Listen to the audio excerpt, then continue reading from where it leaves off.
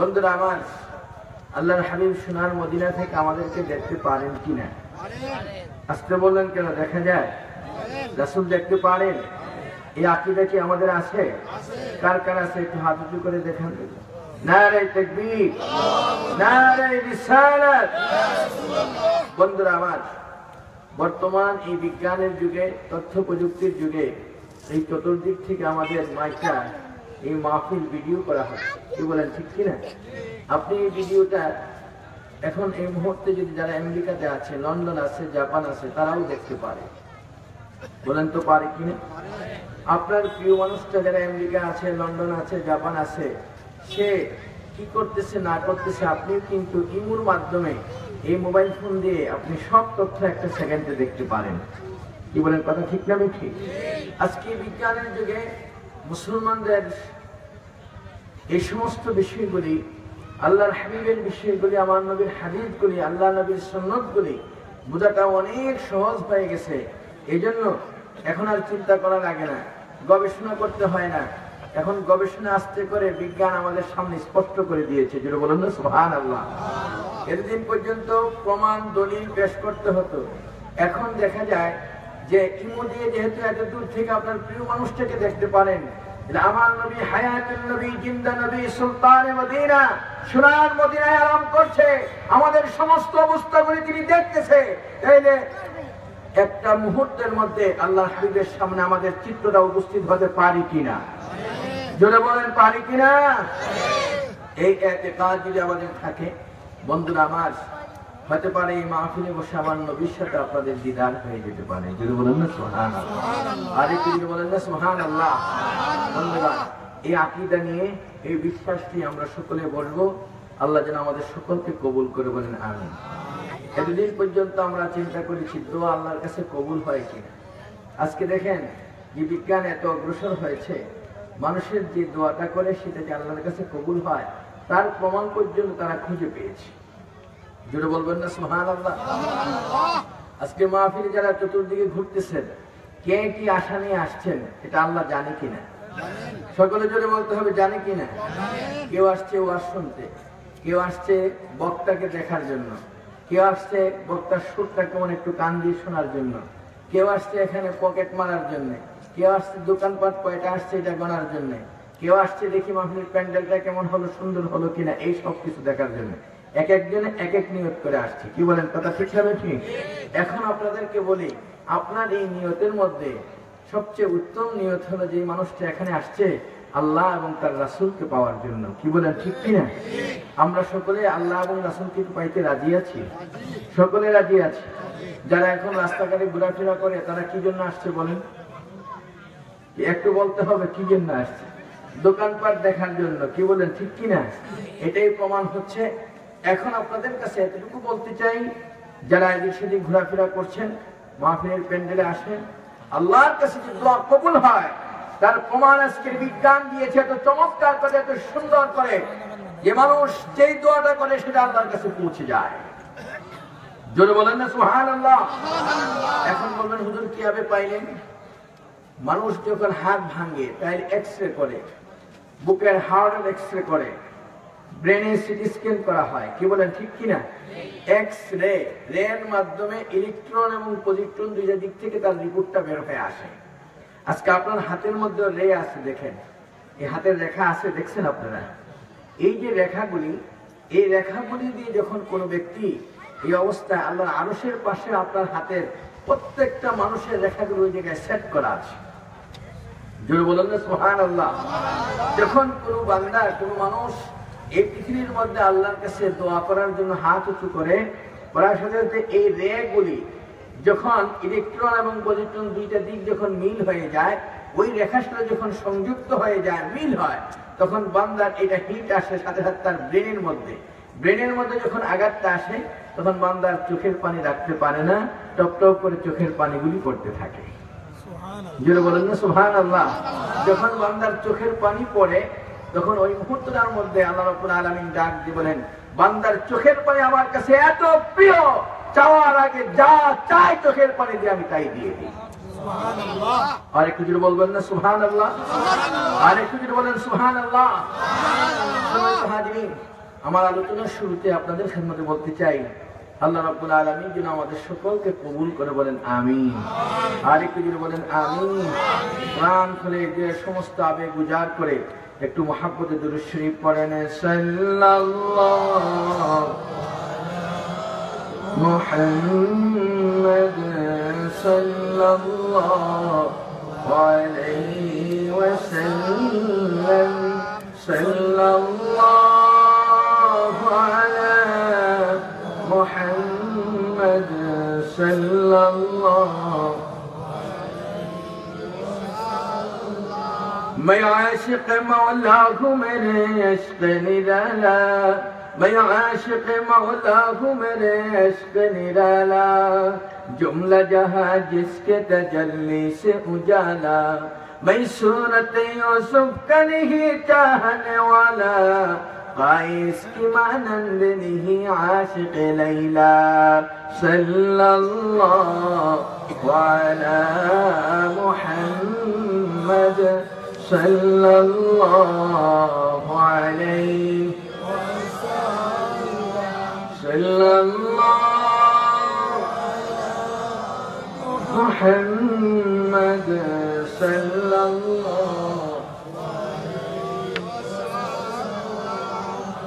अल्लाहुम्मा सल्ली व सल्लिम व बारिक अलैहि। কুশার ইসলামী যুব সংঘের উদ্যোগে আয়োজিত দ্বিতীয় বার্ষিক ওয়াজ দোয়ার মাহফিলের মুহতারামুল মাকাম ওয়াজিবুল ইহতিরাম সম্মানিত সাহেবের সদর সভাপতি দামাত বরকাতুহুল আলিয়া, আজকের মাহফিলের প্রধান অতিথি আমাদের সকলের প্রান্তীয় ব্যক্তিত্ব আল্লামা ফুলতুরি সাহেব কেবলা রহমাতুল্লাহ আলাইহি সুযোগ্য সাহেব জাদা আল্লামা কমরউদ্দিন চৌধুরী সাহেব মাদ্রাসাতুল আলী দীর্ঘ সময় আলোচনা শুনিয়েছেন প্রখ্যাত মুফাসসির কোরআন বিশিষ্ট ইসলামী চিন্তাবিদ আলহাজ হযরত মাওলানা সানাউল্লাহ জামালি মাদ্রাসাতুল আলী। বিশেষ আকর্ষণ প্রখ্যাত মুফাসসির কোরআন হযরত মাওলানা জুনায়েদ আহমদ সাহেব মাদ্রাসাতুল আলী। সম্মানিত উপস্থিতি, আজকের এই মাহফিলে আগত মুরব্বিয়ানে কেরাম, আমার ফখরে কাফিলার যুবক ভাইরা, কচি ছোট ভাইরা, সাংবাদিক বন্ধুরা, প্রশাসনের সর্বস্তরের নেতৃবৃন্দ, পর্দার অন্তরালের সম্মানিত জান্নাতি মা ও বোনেরা, আসসালামু আলাইকুম ওয়া রাহমাতুল্লাহি ওয়া বারাকাতুহু। মহান আল্লাহ জাল্লা শানুহুর দরবারে হৃদয় শোকটুকু আবেগ উজাড় করে দিয়ে প্রাণ খুলে শুকরিয়া আদায় করছি যে মহান প্রভু অত্যন্ত মেহেরবানি করে আমাদেরকে এই সুন্দর পরিবেশে কনকনে শীতের মধ্যে, এই কুয়াশার মধ্যেও কোরআন এবং হাদিসের আলোচনা শোনার মতো সুযোগ আল্লাহ দিয়েছেন। এই জন্য শুকরিয়া আদায় করে সকলে পড়ে আলহামদুলিল্লাহ। বলেন আলহামদুলিল্লাহ। হাজিরিন, রাত্র গভীর হলেও যুবকদের জন্য এই সময়টা হলো উপযুক্ত সময়। কি বলেন, কথা ঠিক কিনা? মাহফিল না শুনলেও এই সময় শরীর গরম করার জন্য, শরীরটাকে ঠিক রাখার জন্য এই শীতের দিনে আপনার ক্রিকেট খেলা, বিভিন্ন খেলা, তেমন র্যাকেট খেলা চলতেই থাকে চতুর্দিকে। কিন্তু আজকে এই মাহফিল হচ্ছে বিদায়। আমি মনে করবো এই যুবকেরা আজকে এই সুন্দর জান্নাতের বাগানে বসার সুযোগ পেয়েছে, এটা তাদের জন্য, আমাদের সকলের জন্য এটা ভাগ্যের ব্যাপার। কি বলেন, ঠিক না বেঠিক? বন্ধুরা আমার, সময়ের আলোকে আমি দুই একটি কথা বলতে চাই, যেহেতু সময় অত্যন্ত কম। আমাদের আজকের মাহফিলের প্রধান অতিথি চলে আসবেন, হুজুর চলে আসলে আমার কথাও বন্ধ হয়ে যাবে। কি বলেন, ঠিক কিনা? এর আগেই আপনাদের কাছে যে কথাগুলি বলবো, সারা পৃথিবীতে আজকে যে বিষয়গুলি নিয়ে গবেষণা চলছে, এত চমৎকার তথ্য চতুর্দিকে ছড়িয়ে পড়েছে, বিজ্ঞানের অগ্রসরতা এত বেশি বেড়েছে। এই কয়েকদিন আগে রাশিয়াতে আপনার 7 জন ডাক্তার তারা মুসলমান হয়েছেন। বলেন না সুবহানাল্লাহ। শুধুমাত্র আমার নবীর একটা হাদিসকে গবেষণা করে। সেই হাদিসটা হলো এই যে মানুষ হাসি দেওয়ার পরে আলহামদুলিল্লাহ বলে। আপনারা কি আজ পর্যন্ত এই চিন্তাটা করেছেন? কোনো ইবাদতের পরে আপনি আলহামদুলিল্লাহ বলেন না, কিন্তু হাসি দেওয়ার পরে আমার নবী বলছেন কি করতে হবে? সকলে জোরে বলেন কি? আলহামদুলিল্লাহ পড়ার কারণটা কি? কেন আলহামদুলিল্লাহ পড়েন আপনি? এই নিয়ে গবেষণা করতে গিয়ে ডাক্তাররা বলছেন, মুসলমান আজকে তোমরা খুঁজে পাও না, দেখো তোমাদের নবী কি সুন্দর তথ্য দিয়েছেন যে একজন মানুষ হাসি দেওয়ার পরে আলহামদুলিল্লাহ বলার কারণটা হলো মানুষ এই হাসিটা আল্লাহর পক্ষ থেকে আসে। আল উতাসু মিনাল্লাহ আত-তাসাউবু মিনাশ শাইতান। জোরে বলেন না সুবহানাল্লাহ। হাসিটা কার পক্ষ থেকে আসে? আল্লাহর পক্ষ থেকে। আর হাই আসে কার পক্ষ থেকে? শয়তানের পক্ষ থেকে। আমার নবী বললেন হাসি দেওয়ার পরে এই জন্য আলহামদুলিল্লাহ বলতে হবে, কারণ হলো একটাই, মানুষ সারাদিন টেনশন করার পরে, বিভিন্ন গবেষণা করার পরে, কাজ করার পরে তার মাথার মধ্যে, ব্রেনের মধ্যে হাজার হাজার আপনার রোগ আছে, চিকন চিকন অনেকগুলি রোগ আছে। সেই রোগগুলি আপনার মোটা হয়ে যায়, বিভিন্ন ময়লা জমা হয়, বিভিন্ন ধরনের ভাইরাসে আক্রান্ত হয়। ওই মুহূর্তে যখন মানুষটা সারাদিন পরিশ্রমের পরে যখন তার একটা হাসি আসে, হাসি আসার সাথে সাথে পুরো ব্রেনের সমস্ত রোগগুলি সব পরিষ্কার হয়ে যায়। আর একটু যদি বলেন না সুবহানাল্লাহ। দেখেন ওই মানুষটা এত সুন্দর করে চিন্তা করে, আজকে সাথে সাথে সে তার প্রতি উত্তরে যেই জবাবটা দিবে, আল্লাহ রাব্বুল আলামিন হাবিব শিক্ষা দিয়েছেন, সে পড়বে সাথে সাথে আলহামদুলিল্লাহ। কি পড়বি? আর একটু যদি বলেন কি? আলহামদুলিল্লাহ। এই দোয়াটা আমাদের পড়া দরকার আছে কিনা? আজকে বিজ্ঞান এই নিয়ে গবেষণা করছে এক এক করে। আপনারা জেনে খুশি হবেন, আমেরিকাতে আজ থেকে 7 মাস আগে ডাক্তার ABM ইউরাম, একজন মহিলা গাইনি ডাক্তার, সে মানুষটা মুসলমান হলো। মুসলমান হওয়ার পরে তাকে যখন প্রশ্ন করা হলো, তুমি একজন ইহুদি মানুষ, তুমি কেন মুসলমান হলে বলো দেখি? মেয়েটা চোখের পানি ছেড়ে দিয়ে কাঁদতেছে আর বলতেছে, দেখো আমি মুসলমান হওয়ার পিছনে যে কারণটা, একটাই কারণ, আজ থেকে 3 মাস আগে আমার হাতে একটা মুসলমান মেয়ে, তার একটা বাচ্চা প্রসব হয়েছে। বাচ্চা প্রসব হওয়ার পরে আমি সকালবেলা তাকে সাজেশন দিলাম, তোমার শিশু বাচ্চাটাকে যখন ঘুম পড়াবে, ডান কানে ঘুম পড়াবে, ডান কাঁধে ঘুম পড়াবে। যেটা বলেন না সুবহানাল্লাহ। মুসলমান মেয়েটা তার দিকে তাকিয়ে বলছে, ডাক্তার আপনি যে পরামর্শটা দিয়েছেন এটা আমরা বুখারী শরীফের মধ্যে পেয়েছি। যেটা বলবেন না সুবহানাল্লাহ। তাই নাকি? কি পেয়েছো? আল্লাহর হাবিব বলেছেন, কোন মানুষ রাত্রে ঘুমাতে গিয়ে ওই মানুষটা যদি ডান কাঁধে ঘুমায়, তার কখনো বদ হজম হয় না, কখনো সে খারাপ স্বপ্ন দেখে না, তার হাড়ের সমস্যা হয় না। যেটা বলেন না সুবহানাল্লাহ। ও সত্যি বলেছো কহা। এই তথ্য, এটা তো মেডিকেল সায়েন্সের থিওরি। মেয়েটা বলছে যে আমি তাকে এরকম ভাবে 40টা বিষয়ে পরামর্শ দিলাম, সে প্রত্যেকটা বিষয় আমাকে বলে এটা কোরআনে আছে, এটা হাদিসে আছে। আমি 3 মাসের ছুটি নিয়ে চলে গেলাম, গিয়ে দেখি এত সুন্দর মেডিকেল সায়েন্সের থিওরিগুলো এক পাশে রেখে, কোরআন হাদিসের তথ্যগুলো আরেক পাশে রেখে আমি এক এক করে গবেষণা শুরু করলাম। আল্লাহকে সাক্ষী রেখে এই পৃথিবীর মানুষকে জানাতে চাই, যা কিছু আমি কোরআন হাদিস থেকে পেয়েছি, প্রত্যেকটা বিষয় মেডিকেল সায়েন্সের থিওরিগুলি সব কোরআন থেকে হাদিস থেকে ধার করে আনা হয়েছে। আরেকটু যদি বলেন না সুবহানাল্লাহ। আরেকটু যদি বলেন সুবহানাল্লাহ। আমার বন্ধুরা, আমার চিন্তা করে দেখেন, আজকে সারা পৃথিবীতে আমার নবীর হাদিস নিয়ে গবেষণা চলছে। কি বলেন ঠিক কিনা? আরো যদি বলেন ঠিক কিনা? বন্ধুরা আমার, বর্তমান এই সময়ের দাবি যারা এখানে বসে আছেন, আপনাদেরকে বলবো, এই কিছুদিনের তথ্য আমার নবী আজ থেকে 1500 বছর আগে তিনি যখন সেই অবস্থায় মসজিদে নববীর মধ্যে বসা ছিলেন, 40 জন ক্যাথলিক আমার নবীর কাছে আসছেন। আসার সাথে সাথে আমার নবীর কাছে তাদের মধ্যে কিছু ডাক্তার ছিল, বড় বড় ডাক্তার। আমার নবীকে প্রশ্ন করলেন, ইয়া মুহাম্মদ আসআলু লাকুম, হে মুহাম্মদ আমরা আপনাকে কিছু প্রশ্ন করব, আপনি আমাদের প্রশ্নের জবাব দেন। রাসূল বললেন, সালুনি আজিবু লাকুম ইনশাআল্লাহ। তোমাদের মনে যত হাজার প্রশ্ন আছে সব প্রশ্নগুলো আমাকে করো, আমি প্রত্যেকটা প্রশ্নের জবাব দিয়ে দেব। সুবহানাল্লাহ। বলেন সুবহানাল্লাহ। আমার নবীকে প্রশ্ন করতে গিয়ে এক পর্যায়ে তাদের মধ্যে সৌরবিজ্ঞানী ছিল, তাদের মধ্যে মেরিন ইঞ্জিনিয়ার ছিল, তাদের মধ্যে আপনার ডাক্তার ছিল। প্রশ্ন শুরু হলো। সৌরবিজ্ঞানীদের প্রশ্ন, বলো তো দেখি চাঁদের মধ্যে দাগ দেখা যায় কেন? সাথে সাথে আমার নবী বললেন, জিবরাইল আমিনের পাখার আঘাতে চাঁদের মধ্যে দাগ হয়েছে। যিনি বলেন না সুবহানাল্লাহ। নীল আর্মস্ট্রং চাঁদের দেশে গিয়ে সেই জায়গায় দাগ দেখে আসছে, সেখানে আল্লাহু আকবারের ধ্বনি শুনেছে, সেই জায়গার মধ্যে কলেমার আওয়াজ শুনে এই জমিনে এসে সাথে সাথে সে মুসলমান হয়ে যায়। বন্ধুরা আমার, আজকে আপনাদেরকে বলবো, শুধু এটাই না, যখন মেরিন ইঞ্জিনিয়ার যারা পানি সাগর নিয়ে গবেষণা করছে, তারা প্রশ্ন করে বসলেন আমার নবীকে, বলেন তো দেখি সাগরের পানির নিচে কি আছে? আমার নবী বললেন, সাগরের পানির নিচে আগুন আছে। যেটা বলেন না সুবহানাল্লাহ। তাহতাল বাহরি নারুন, তাই নাকি কাহা? তখন এই প্রশ্ন করার সাথে সাথে তাদের মাথায় ঢুকলো যে সাগরের পানির নিচে আগুন আছে, এটা কেমন কথা? বন্ধুরা আমার, ডক্টর মুরপুর আজ থেকে কিছুদিন আগে তার এমন একটা অবস্থান তৈরি হলো যে মুসলমানদের নবী কখনো মিথ্যা কথা বলে না, সত্য কথা বলে থাকে। আজকে আমরা বাস্তবতা দেখবো ঠিক আছে কিনা। এটার জন্য তিনি চলে গেলেন আটলান্টিক মহাসাগরে, দেখি পানির নিচে, সাগরের নিচে আগুন আছে কিনা। যদি বলেন না সুবহানাল্লাহ। তিনি বলতেছেন, আমি সেখানে গিয়ে গবেষণা শুরু করলাম। ৪,৫০০ ফুট পানির নিচে যখন আমার পাইপগুলি ফেলা শুরু করলাম, এখন দেখি আর পাইপ রাখতে পারি না, আস্তে করে দোয়া বের হয়ে আসছে। জোরে বলেন না সুবহানাল্লাহ, জোরে বলেন সুবহানাল্লাহ। আশ্চর্য ব্যাপার।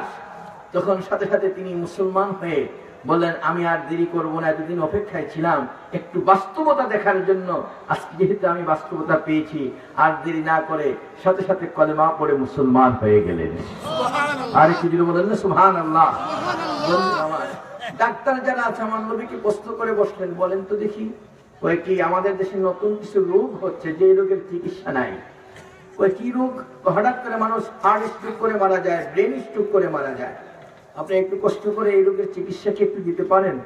আল্লাহর নবী মুস্কি হাসি দিয়ে বললেন, এই ডাক্তারেরা, তোমাদের কাছে এই রোগের চিকিৎসা নাই, এই রোগের চিকিৎসা আমি আল্লাহ আমাকে দান করেছি।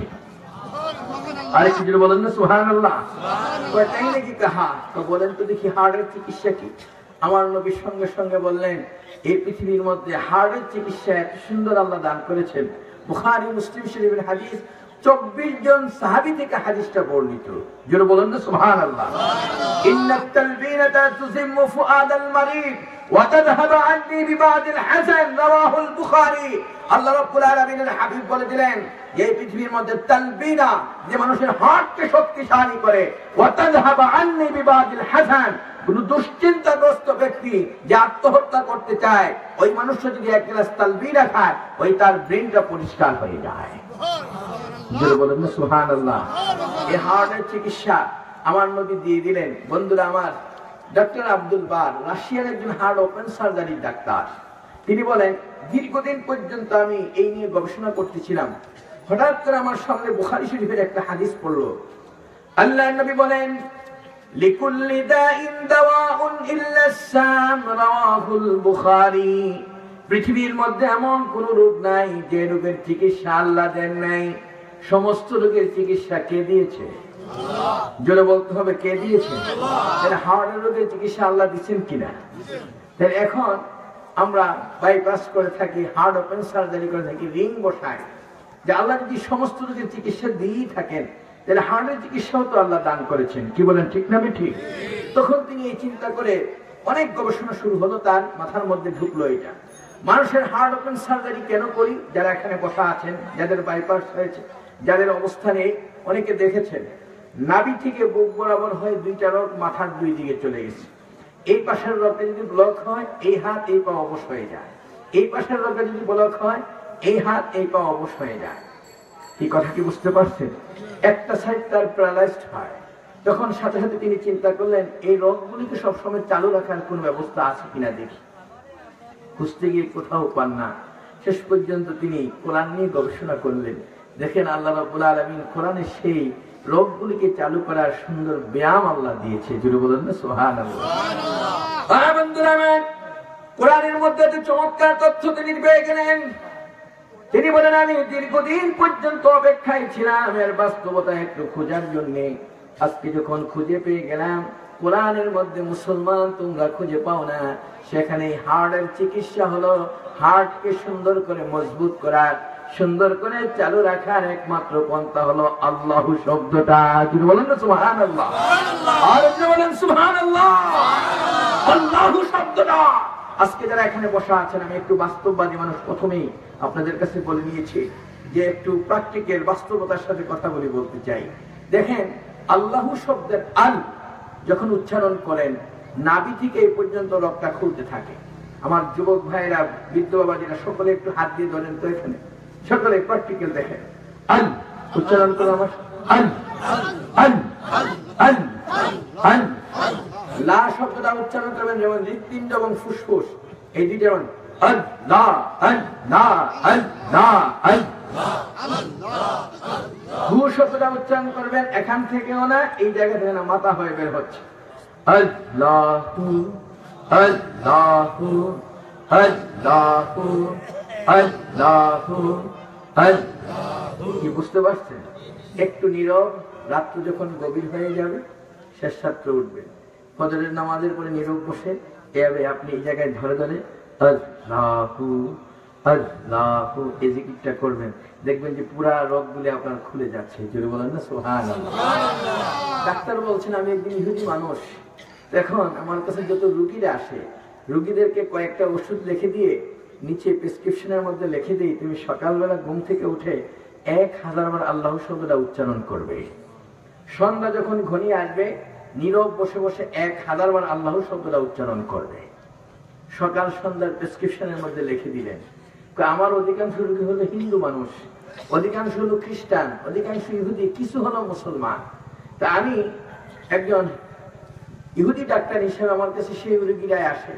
এখন হিন্দু মানুষ গলে গিয়ে বসে বসে যেহেতু ডাক্তার চিকিৎসা দিয়েছে, পুরা বডিটাকে ছিঁড়ে যে জায়গার মধ্যে পা থেকে লগ এনে এই জায়গায় লাগানো হবে, যদি কেউ এরকম ভাবে সুন্দর একটা এক্সারসাইজ পায় এটাকে জীবনের সবচেয়ে চরম পাওয়া মনে করবে কিনা বলেন? কি কথা কি বিশ্বাস পায় আপনাদের? তখন তারা মনে করলো যে যাই একটু। হিন্দু মানুষ এখন ঘরে গিয়ে বসে বসে নীরব, সকালবেলা উঠে এখন জিকির করতেছে আল্লাহু আল্লাহু। স্ত্রী জিজ্ঞাসা করে এই তুমি যে মুসলমানের ভগবানের নাম জপতেছো? কয় না আমি হার্টের রোগের ওষুধ ব্যবহার করতে আছি। আমি কি ব্যবহার করছি? যেটা বলেন না কি হার্টের রোগের ওষুধ ব্যবহার করছি। তাই নাকি? তাহলে আমিও ব্যবহার করবো। তাহাও করো। এখন বউ বসে বসে পাশে বসে বসে, স্বামী একদিকে স্ত্রী একদিকে আল্লাহু আল্লাহু জিকির করতেছে। ছোট ছোট বাচ্চাগুলি তারা দেখতেছে বাপ্পা দুইজনের মুখে এরকম আল্লাহু আল্লাহু জিকির, তাদের মুখে শুরু হয়ে গেছে আল্লাহু। জুড়ে বলেন না সুবহানাল্লাহ। আর একটু জুড়ে বলেন সুবহানাল্লাহ। আপনাদের কাছে বলি যারা এখানে বসা আছেন, আজকে হিন্দু ধর্মের মানুষ, খ্রিস্টান ধর্মের মানুষ, তারা আজকে আমার আল্লাহকে নিয়ে তারা ভাবতেছেন। তাদের ভিতরে সারা পৃথিবীর ডাক্তার কবিদের আজকে মানুষকে সিদ্ধান্ত দিয়েছে যেটা, সেটা হলো এই ডাক্তারের সিদ্ধান্ত আমরা মানতে খুব ভালোবাসি। সকালবেলা ঘুম থেকে উঠে আজকে মৌলভীবাজারের অলিতে গলিতে রাস্তাতে সুন্দর করে দেখবেন ডায়াবেটিক্স রোগী যারা আছে তাদের হাঁটা শুরু হয়ে গেছে। কি বলেন ঠিক কিনা? যদি প্রশ্ন করা হয় সকালবেলায় ঠান্ডার মধ্যে হাঁটতেছো, ঠান্ডা লাগে না? ফজরের নামাজটা কি পড়েছেন ভাইজান? আস্তে করে মুস্কি হাসি দিয়ে বলবে না আমি ফজরের নামাজ পড়ি নাই। এই কথা ঠিক না ঠিক? হাঁটা ঠিক আছে, জীবন বাঁচানোর জন্য তুমি হাঁটতেছো, কিন্তু ডাক্তারের ফর্মুলা আজকে কি খুঁজে পেয়েছো? আজকে রাশিয়াতে, আমেরিকাতে সব জায়গাগুলিতে আজকে তথ্য খোঁজা হচ্ছে। খুঁজতে গিয়ে তারা বাধ্য হয়েছে একটা কথা স্বীকার করতে, মুসলমান তোমাদের কাছে এমন একটা ইবাদত আছে যেটা যদি তোমাদের ইবাদত না হতো সারা পৃথিবীর মানুষের জন্য সবচেয়ে বড় ব্যায়ামে পরিণত হয়ে যেত, সেটা হলো মুসলমানদের নামাজ। সুবহানাল্লাহ। আরেকটু বলেন না সুবহানাল্লাহ।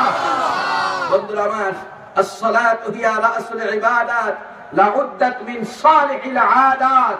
এই নামাজটা হলো মুসলমানদের সবচেয়ে বড় ইবাদত, না হলে এটা সবচেয়ে বড় ব্যায়াম হতো। আজকে বর্তমান বিজ্ঞান থিওরি তাদের অত্যন্ত চমৎকার তত্ত্ব হলো ডায়াবেটিক্স রোগের সবচেয়ে বড় ব্যায়াম হলো মুসলমানদের নামাজ। জোরে বলেন না সুবহানাল্লাহ। আর একটু জোরে বলেন সুবহানাল্লাহ। বন্ধুরা আমার, আপনি সকালবেলা ঘুম থেকে উঠে হাঁটেন, আপনি একবারও কি চিন্তা করছেন আমার নবী কি সুন্দর করে বলেছেন যে দিন কা 42 রাত কা 40 সুবহ কা হাওয়া হাজারো রুপিয়া কা দাওয়া। হাকিম নবীর সেই চমৎকার কাউল যে সকালবেলা, রাত্রিবেলা এবং কি দুপুরবেলা খাওয়ার পরে তুমি একটু কাইলুলা করবে, আর রাত্রে খাওয়ার পরে 40 কদম হাঁটবে, আর সকালবেলা মুক্ত বাতাসের মধ্যে তুমি একটু বিচরণ করবে, তোমার শরীরের মধ্যে কোনো রোগ স্পর্শ করতে পারবে না। জোরে বলেন না সুবহানাল্লাহ। আরেকটু জোরে বলেন সুবহানাল্লাহ। বন্ধুরা আমার, আজকে ডাক্তার সাহেব প্রেসক্রিপশন লিখে দিলেন এক এক করে সকাল সন্ধ্যা তুমি আল্লাহর জিকির করবে। এই প্রেসক্রিপশন কি ডাক্তারের নাম আর আল্লাহ? সকলে বলেন এই কার? জোরে বলেন না কার? পাইলেন কোথায়? আছেন কোরআনের কাছে। কোরআন শরীফ কি চমৎকার করে আপনাকে সিদ্ধান্ত দিয়ে দিলেন واذكروا الله ذكرا كثيرا وسبحوه بكرة وأصيلا। বেশি বেশি করে আল্লাহকে ডাকো, বিশেষ করে সকাল আর সন্ধ্যা। সকাল আর জোরে বলেন না, সকাল আর কাকে ডাকতে বলছেন? জোরে বলেন কাকে? বন্ধুরা আমার, এই জন্য আপনাদেরকে বলবো, ডাক্তারের প্রেসক্রিপশনে এটা সকাল সন্ধ্যা, এটা কোন ডাক্তারের প্রেসক্রিপশন নয়। প্রেসক্রিপশন হলো কার? জোরে বলেন না কার? আমরা অনেকে মনে করি ফুলতুলি হুজুরের মুরিদ হইলে জিকির করা লাগবে, শশিনা হুজুরের মুরিদ হইলে জিকির করা লাগবে। এটা আমাদের মাথায় ঢুকছে। এটা কি কোনো পীরের নির্দেশ না আল্লাহর নির্দেশ? জোরে বলেন না কার? আমার যুবক ভাইরা যারা এখানে চতুর্দিকে বসা আছেন, সকলকে এতটুকুই বলতে চাই, আজকে বর্তমান এই সময়ের দাবি, আজকে তুমি হাঁটতে বসতে সব সময় তোমার হাতকে শক্তিশালী করার জন্য আজকে আল্লাহর জিকিরের প্রয়োজন আছে কিনা? জোরে বলেন দরকার আছে কিনা? আজকে একদল মানুষ সমাজে ফিতনা তৈরি করতে গিয়ে, এই জিকিরের বিরোধিতা করতে গিয়ে এক পর্যায়ে পরে পীর মুরিদি শিরক, যারা জিকির করায় তারা শিরকি কাজ করছে। আজকে তাদের কাছে যাওয়া যাবে না।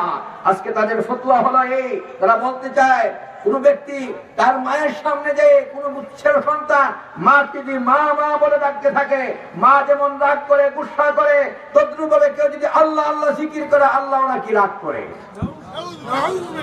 আরেকটু যদি বলবেন নাউজুবিল্লাহ। আপনাদেরকে প্রশ্ন করি, যদি কোন আদর্শ মা হয়, সন্তান যত মা বলে ডাকো, ওই মা তত বেশি খুশি হয়ে যাবে। কি বলেন, ঠিক কিনা? আর যদি তার সন্তান না হইয়া যার সন্তান হয়, আরেকজনের সন্তান হয়, হাওলাত করা সন্তান হয়, তাহলে ওই মার কাছে সন্তানের মায়া থাকবে না। কি বলেন, ঠিক না বেঠিক? যে ব্যক্তি আল্লাহর জিকিরকে বাধা প্রদান করে, সে আল্লাহর বান্দা নয়, আল্লাহ রাব্বুল আলামিনের দুশমন হয়ে জমিনের মধ্যে বসবাস করছে।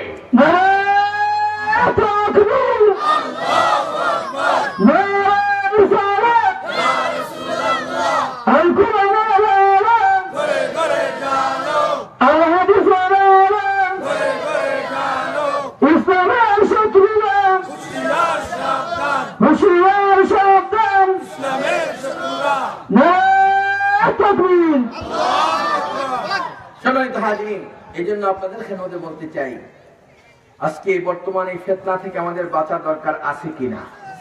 সকলে জোরে বলতে হবে, বাঁচা লাগবে কিনা? আজকে বিভিন্ন মুখী ফিতনার সম্মুখীন আমরা।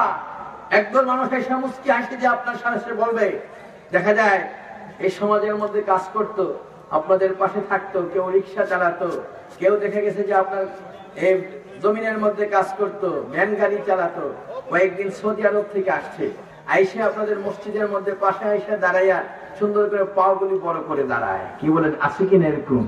এবং হাতটা এরকম ভাবে বুকের উপরে বাঁধে, যখন ফাতিহা শেষ হয় আমিন বলে চিৎকার করে ওঠে। কি আছে না এরকম আপনাদের? শুধু তাই না, এরপরে আপনাকে যদি জিজ্ঞাসা করা হয় তুমি এরকম ভাবে পাও দাঁড়াইছো কি লেগে, এরকম এইভাবে হাত বাঁধছো কেন, তখন বলে এটা বুখারী শরীফের মধ্যে পাইছি, উনি হাদিসের মধ্যে পাইছি। সারা জীবন আমরা হাদিস পড়ে আসলাম, আমরা পাই নাই, উনি হাদিসের মধ্যে পাইছি। সারা জীবন রিক্সা চালাই, এখন উনি হাদিসের মধ্যে পাইছি। কি কথা কি বুঝতে পারছেন? এই সমস্ত নিজেদেরকে দাবি করে আমরা আহলে হাদিস, আজকে সৌদি আরব থেকে আইসা এই বাংলাদেশে ফিতনা তৈরি করতে চায়। আজকে যারা আল্লাহর ওলি যারা আছে তাদেরকে মুশরিক বানাতে চায়, শিরক বানাতে চায়। আজকে এটাকে আমরা মানব? আর একটু জোরে বলেন, কি মানব? বন্ধুরা আমার, আজকে এদের থেকে আমাদেরকে বাঁচতে হবে, আমাদের হাদিস আকীদাকে ঠিক করতে হবে। বর্তমান এই সময়ের অত্যন্ত নাজুক পরিস্থিতিতে ইসলামের কোন মুহূর্তে আমাদেরকে ঈমান আকীদা নিয়ে বেঁচে থাকতে হবে।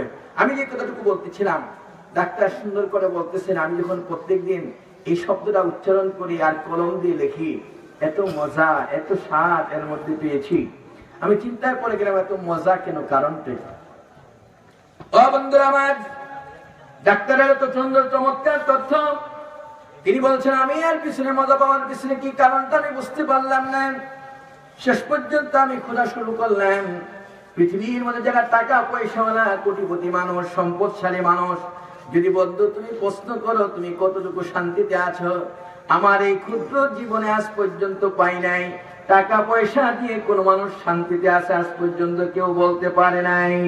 কি পাইছেন আপনারা? ক্ষমতায় যারা আছে যদি প্রশ্ন করে আপনি কতটুকু শান্তিতে আছেন, যে আগামীতে পাশ করবো কিনা এই টেনশনে মাথা খারাপ। কি কথা ঠিক না বেঠিক? আজকে ক্ষমতায় পাইও অবস্থা খারাপ, যে ক্ষমতা আছে কিন্তু শান্তিতে নাই। আমার যুবক যারা বসা আছে, অনেকে বাপ মার কথা না শুনে নিজের চয়েস মতো অনেক সুন্দরী বউ বিয়ে করছে, সুন্দরী মেয়ে ঘরে আনছে। দেখা যায় যে বাপ মা রাজি ছিল না, কিন্তু তার পছন্দ হয়েছে। ঠিক এই অবস্থার মধ্যে যে সমস্ত যুবকেরা এরকম কাজ করছে, যদি প্রশ্ন করা হয়, বাবা তুমি তো সুন্দর বিয়ে করছো, তোমার মন মতো, এখন বলো তুমি কতটুকু শান্তিতে আছো? আজকে দেখেন, আপনাদের কাছে বলি, আমার এই সময় আজকে প্রায় 17-18 বছর হয়ে গেছে শ্বশুরি মাদ্রাসায় চাকরি করে। যারা আপনাদের কাছে এসে ওয়াজ করে অধিকাংশই আমার ছাত্র। এই জন্য আপনাদেরকে বলবো যেটা, যে এই সমস্ত এই দিকগুলি গবেষণা করে আজকে যা পেয়েছি, আজ পর্যন্ত অনেক যুবকের পরিস্থিতি এই। আমি ঢাকা শহরে এলাম, হঠাৎ করে একদিন দেখি একটা যুবক আইসা হাউমাউ করে কাঁদতেছে। কি হয়েছে বাবা, কাঁদতেছে কেন? হুজুর একটু দোয়ার লেগে কাঁদি। সারাদিন অফিস থেকে সন্ধ্যার সময় ঘরে আসি, স্ত্রীর একটু হাসি মুখ পাবো। আমি ঘরে আসলে স্ত্রী আমার দিকে পাশাটা ঘুরে বসে থাকে, আরেকটা বাহিরের যুবক দেখলে কি সুন্দর হাসি দেয়। হুজুর এই জন্য আপনার কাছে আসছি, একটু দোয়া করে। আমি জিজ্ঞাসা করলাম যে দুদিন তো ফুটও দিছি, যা এমনি ফুট দিয়ে দিছি, এখন একটু টেস্ট করে দেখি। ডাক্তারের কাছে গেলে যেমন টেস্ট যে তুমি যে বেতন পাওয়ার পরে সারা মাস চাকরি করে টাকা নাকি ব্যাংকে রাখো না স্ত্রীর হাতে দাও? হুজুর স্ত্রীর হাতে একটু দিয়ে দেই, তার মন মতো খরচ করে। তাই নাকি? আমি তো রূপ তো পাওয়া গেছে এখানে। সেটা হলো এই, যখন সারা মাস চাকরির পরে টাকা এনে স্ত্রীর হাতে দেয়, সে চলে যায় অফিসে, সকালবেলা ঘুম থেকে উঠে স্ত্রী চলে যায় নিউ মার্কেটের দিকে। কি বলেন, কথা ঠিক না ঠিক? দুইজন দুই দিকে সারাদিন ঘুরে আসার পরে ওই যে তার কালো স্বামী, তেল ব্যাটারির স্বামী, লেলিফুট স্বামী, এই স্বামী আর পছন্দ হয় না। তখন ওই অবস্থার মধ্যে তার মনে চায় শুধু বাইরে থাকতে। এই স্বামী পছন্দ না হওয়ার কারণে তার সাথে আর মন দিয়ে কথা বলে না। ধিক্কার এই সমস্ত যুবকদের জন্য। একটা মেয়ে যদি তুমি ঘরের ভিতরে রাখতে, পর্দার ভিতরে রাখতে, ওই মেয়েটা মনে করতো আমার স্বামীর চেয়ে আদর্শবান স্বামী পৃথিবীতে আর নাই। জীবনের কথা ঠিক না বেঠি? আমার যুবকেরা, আজকে এই জন্য আপনাদের কাছে বলি, সুন্দরী বউ পাওয়ার পরেও পৃথিবীর মধ্যে যদি প্রশ্ন করা হয় কোন যুবককে, চোখের পানি ছেড়ে দিয়ে এতটুকুই বলবে, আমি শান্তিতে নাই, আমি অশান্তির দাবানলে ধাও ধাও করে জ্বলতেছি। এক এক করে মনের শান্তি কোন জিনিসের দ্বারা হয় না। পৃথিবীর মনের শান্তি, হার্টের শান্তি যে জিনিসের দ্বারা হয়, আজকের বিজ্ঞান তথ্য দিয়েছে একটা জিনিসের দ্বারাই হয়, সেটা হলো আল্লাহর জিকির। সুবহানাল্লাহ। এখন বলবেন হুজুর পাইলেন কোথায়? আসেন কোরআনের কাছে। আল্লাহ রাব্বুল আলামিন বলেন, আল্লাযীনা আমানু ওয়া তাতমাইন্নু কুলুবুহুম বিযিকরিল্লাহ, আলা বিযিকরিল্লাহি তাতমাইন্নুল কুলুব। যিনি বলেন না সুবহানাল্লাহ। একমাত্র মনের প্রশান্তি, দিনের প্রশান্তি হলো একটা জিনিস, সেটা হলো আল্লাহর জিকির। আর যিনি বলেন কি? জোরে বলেন না কি? আর একটু যদি বলেন কি? বন্ধুরা আমার, মাগরিবের পর থেকে এই পর্যন্ত অনেকবার জিকির করেছেন, একবারও কি চিন্তা করছেন এটার পাওয়ার এত বেশি কেন? আজকে দেখেন সারা পৃথিবীতে যত এই আমার ভাইরা যারা আজকে মোবাইল দিয়ে ছবি করতেছেন, আজকে গ্রামীণ ফোন বলেন, ওয়ারিদ বলেন, এয়ারটেল বলেন, রবি বলেন, আজকে সারা বিশ্বের সাথে ইন্টারনেটের যোগাযোগ বলেন, সমস্ত যোগাযোগের মাধ্যমগুলি আজকে যেটার দ্বারা শুরু হয়েছে, যে জিনিসের দ্বারা, একবার কি আপনারা খুঁজে দেখেছেন যে ইন্টারনেট আজকে চালাচ্ছি, এই সমস্ত বিষয়গুলির আজকে যোগাযোগের মাধ্যম যে কোড নম্বরটা, এই কোড নম্বরটা কত বলেন তো দেখি? গ্রামীণ ফোনের কোড নম্বর কত? 01। যেটা বলেন না সুবহানাল্লাহ। গ্রামীণ ফোনের কোড নম্বর কত বলেন? এয়ারটেলের, রবি 01 আছে না? 01 সবগুলি 01 আছে কিনা? একটা 8 হোক পরে, এগুলি হলো ভিন্ন, কিন্তু প্রথম যে কোড নম্বরটা এটা হলো কি? আমার এখানে যুবক ভাইরা আছেন, আমি যেহেতু আজকে যুবকদের উদ্দেশ্যে ভাবলে কিন্তু একটি কথা বলতে চাই, এলে অন্যদিকে চলে যেতাম। আজকে বলেন কম্পিউটারের যে বাইনারি যে সংখ্যাটা বাইট, এটা কত বলেন তো দেখি? কেউ বলতে পারবেন আজ পর্যন্ত কি একবার কম্পিউটার তার নিজস্ব কোনো গাণিতিক সংখ্যা আছে? তার গণিতিক যেটা সারা পৃথিবীর সাথে আজকে সংযুক্ত করে সে তথ্য প্রযুক্তি বিজ্ঞান আজকে যা কিছু বের করছে, এই কম্পিউটারের মূল সংখ্যাটা হলো 01। যেটা বলেন না সুবহানাল্লাহ। এই 01 দিয়ে যত তথ্য আছে সব সংগ্রহ করছে এই কম্পিউটারের মধ্যে। এটা হলো বাইনারি বাইট, যে সংখ্যাটা এটা হলো কি 01। যেটা বলেন না সুবহানাল্লাহ। এখন দেখেন কম্পিউটারের বাইনারি সংখ্যাটা 01। আজকে যোগাযোগের মাধ্যমে এটার কোড নম্বর হলো 01। ইন্টারনেটের প্রত্যেকটা তথ্য আপনি সংগ্রহ করার জন্য যেই আপনার মৌলিক যে সংখ্যাটা এটা হলো 01। যেটা বলেন না সুবহানাল্লাহ। আপনাদেরকে বলি যারা এখানে বসা আছেন, এই পৃথিবীর মধ্যে মোবাইল ফোন আজকে গ্রামীণ ওয়ারিদ রবির যে টাওয়ারগুলি আছে এটার উচ্চতা 200, 300, 400 মিটার উঁচু আপনি খুঁজে পান, এর উপরে নাই। কিন্তু আমার আল্লাহ বলেন, বান্দা আমার সাথে যোগাযোগের জন্য যে ইন্টারনেটে যোগাযোগ করবে এর জন্য আমি একটা টাওয়ারের ব্যবস্থা আমি করে দিয়েছি। যেটা বলেন না সুবহানাল্লাহ। আমার টাওয়ারটার উচ্চতা কতটুকু তুমি কি একবার চিন্তা করেছো? আসো কোরআনের কাছে পেয়ে যাবেন। আল্লাহ রাব্বুল আলামিন বলেন, ألم تر كيف ضرب الله مثلا كلمة طيبة كشجرة طيبة أصلها ثابت وفرعها في السماء। সুবহানাল্লাহ। পৃথিবীর মধ্যে আমি আল্লাহর সাথে যোগাযোগের জন্য যে টাওয়ারটা আমি কায়েম করলাম, এই কায়েম টাওয়ারের উচ্চতাটা হলো, গোড়াটা হলো এই মাটির মধ্যে, আর উপরের যে লাইটটা চকচক করে জ্বলে এটা হলো আরশের মধ্যে, আসমানের মধ্যে। বলেন সুবহানাল্লাহ। আর একটু বলেন সুবহানাল্লাহ। যখন কোন বান্দা আল্লাহর সাথে যোগাযোগ করতে চায়, আপনি নামাজ পড়বেন, রোজা রাখবেন, হজ করবেন, যাকাত দিবেন, যা কিছু করবেন, দান সদকা করবেন, কার জন্য করবেন বলেন তো দেখি? যেটা বলেন কার জন্য? এই সব কিছু আল্লাহর জন্য আমি করি না। যদি আল্লাহর সাথে যদি আপনার যোগাযোগের মাধ্যম যদি কোড নম্বরে জানা না থাকে, কোথায় দান করবেন? কি কথা কি বুঝতে পারছেন? এই কোড নম্বরটা আজকে জানা যাবেন এখান থেকে কোড নম্বর কত। আজকে বলেন আমার টাওয়ারের উচ্চতাটা হলো আসমান পর্যন্ত। সেই টাওয়ারের ইয়াটা কি আল্লাহর কোরআন বলে দিয়েছে। হাদিসে 40টা হাদিসের কিতাবের মধ্যে আসছে, বান্দা যখন এই জমিনে বসে লা ইলাহা ইল্লাল্লাহ শব্দটা উচ্চারণ করে আল্লাহর আরশটা তখন থরথর করে কাঁপতে থাকে। জোরে বলেন সুবহানাল্লাহ। লা ইলাহা ইল্লাল্লাহ উচ্চারণ হওয়ার সাথে সাথে আপনি এখান থেকে কল চলে যায় আরশের মধ্যে। আল্লাহর সাথে হাতে মোবাইলটা ধরার পরে খালি কাঁপতে থাকে এরকম। ফেরেশতারা আপনার কল আসছে, ধরেন, আপনার বান্দা আপনাকে ডাকতেছে। আল্লাহ মোবাইলটা ধরে, হ্যালো মাই বান্দা, কি চাও, কি চাও? আল্লাহ কিন্তু আপনাকে ডাকতেছে, একবার ডাক দিয়ে আর ডাকবেন না। আল্লাহ রাব্বুল আলামিন একবার বান্দা বলে যখন ডাক দেয়, বান্দা আল্লাহকে ডাকে, আল্লাহ 70 বার বান্দা বলে ডাকতে থাকে। সুবহানাল্লাহ। বলেন সুবহানাল্লাহ। আমার আল্লাহর মায়া বেশি না আমাদের মায়া বেশি? বলেন কি? কার মায়া বেশি? আমার আল্লাহর মায়া বেশি। কি বলেন ঠিক কি না? ও যুবক, তুমি তো জানো না হেদায়েতের মালিক এই পৃথিবীর মধ্যে কোনো পীর সাহেব নয়, কোনো ব্যক্তি নয়, কোনো মানুষ নয়। হেদায়েতের মালিক হলো আল্লাহ। কে? আর যদি বলেন কে? আমার নবী ওই মুহূর্তের মধ্যে চমৎকার করে তিনি চোখের পানি ছেড়ে দিয়ে সাহাবায়ে কেরাম বসা আছেন। হঠাৎ করে তিনি একদিন রাস্তা দিয়ে হেঁটে যাচ্ছিলেন, যাওয়ার মুহূর্তের মধ্যে দেখে একটা বাড়ির মধ্যে চিৎকারের আওয়াজ শোনা গেল।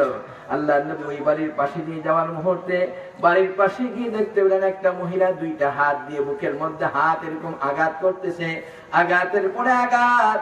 আল্লাহর নবী ওই মুহূর্তের মধ্যে ওই বাড়ির ভিতরে ঢোকার সাথে সাথে দেখতে পেলেন মহিলা তার বুকের মধ্যে বারবার আঘাত করতেছে। আঘাত করার সাথে সাথে প্রশ্ন করলেন, মা কি হয়েছে, তুমি এরকম কাঁদতেছো কেন? আল্লাহর নবীর প্রশ্নের জবাবের সাথে সাথে ওই মহিলাটা ডাক দিয়ে বলে, ইয়া রাসূলুল্লাহ, ইয়া হাবিবাল্লাহ, আমার পরিবার টুকরা সন্তানটাকে আমি হারিয়ে ফেলেছি। আমার সন্তান হারানোর কারণে আমার সন্তানের জন্য আমি চোখের পানি ছেড়ে ছেড়ে কাঁদতেছি।